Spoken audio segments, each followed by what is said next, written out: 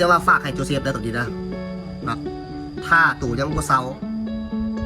เขาสิประกาศสักดากับตัวรถนะครอบครัวตัวอยู่นี่เลยใกล้ๆกันของฮู้เบิดนะเขาลิ้นตัวบ่ได้อยู่แต่เขาสิลิ้นครอบครัวตัว บ่จักเชื่อเลยว่าคำเว้าคำนี้จะออกจากปากของอ้ายสิงโตลงศพไปเบิ่งคลิปกันก่อนเลยทุกคนแล้วจังมาอธิบายให้ฟังตื่มตำลังกันสบายดีเลยทุกคนนะและคลิปนี้นี่ค่อยสิฝากถึงโจเซฟไปหนึ่งนะอันนั้นโจเซฟเนาะด้วยความที่ว่าเขาเป็นมนุษย์ทำกันเนาะเขากับเป็นคนหนึ่งที่ว่าฮักพ่อแม่ประชาชนนะเนาะแล้วเขาดีช่วยเหลือสังคมเพื่อตัวเองนะ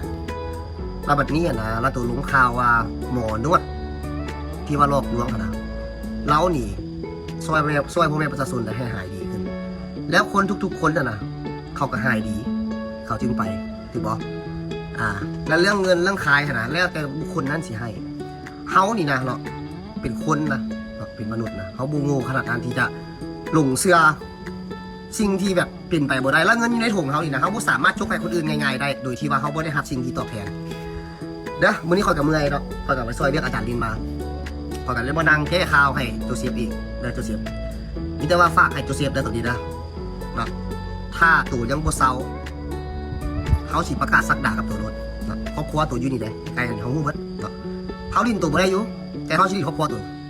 เอาจะใส่ได้โจเซฟเขานี่สิงตัวลงศพเขาเว้าได้เขาเฮ็ดได้ตัวเข้าใจเด้อเขาบ่ได้คู่ตัวเด้อตัวอยู่ต่างประเทศแม่นแท้แต่ครอบครัวตัวอยู่ลาวเลยอย่าลืมนะเขาลิ้นตัวได้เขาลิ้นครอบครัวตัวเลยเนาะมีจะฝากไว้เท่านั้นโจเซฟเนาะคันสิฮักแพงกันให้ฮักแพงกันดีๆอย่าสร้างความเดือดร้อนให้พ่อแม่ประชาชนถ้าหากว่าตัวเว้าความจริงเขาบ่เถียงหรอกจักบาทอันนี้ตัวเว้าข้อมูลเท็จเบิดทุกอย่างนะแล้วปัจจุบันนี้นะเขานี่นะสัญญากับพ่อแม่ประชาชนและพ่อแม่ครูบาอาจารย์มาเขาสิถวายตนเพื่ออุดมการทับไส้พ่อแม่ประชาชนเพราะว่าจะปิดความเดือดร้อนอย่างกระตามเห็นหน้าเขาลดปัจจุบันนี้เขาสั่งโดนมาโดนแบ่งน้ำหนัก100 โลโดนเกษตรด้วยเงินของเขาเอง180 ล้านกีบเพื่อช่วยเหลืออุทกภัยต่างๆเขาคิดว่าบุญอาจจะมีภัยน้ำท่วมเกิดขึ้นแน่นอนอยู่ในประเทศลาวเราแล้วค่อยนี่นะ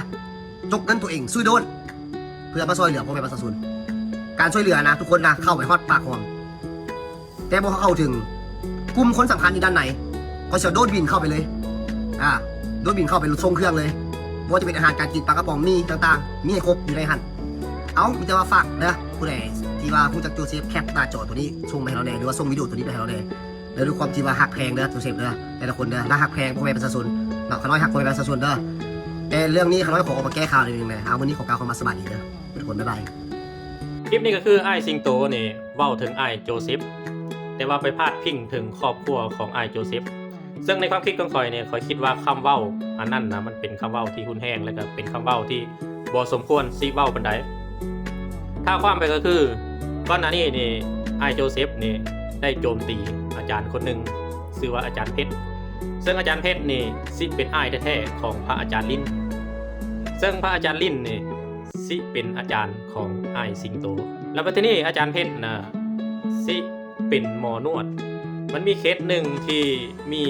คนย่างบ่ได้7 ปีมานวดกับอาจารย์เพชรแป๊บเดียวสามารถย่างได้เลยซึ่งประเด็นนี้มันเป็นประเด็นที่แบบน่าเลือเชื่อเกินไปและก็เฮ็ดให้อ้ายโจเซฟเนี่ยไปโจมตีของอาจารย์เพชรซึ่งเป็นอ้ายของอาจารย์ลิ้นนั้นและก็มาพาดพิงถึงอาจารย์ลิ้นนำเฮ็ดให้อ้ายสิงโตนี่บ่พอใจ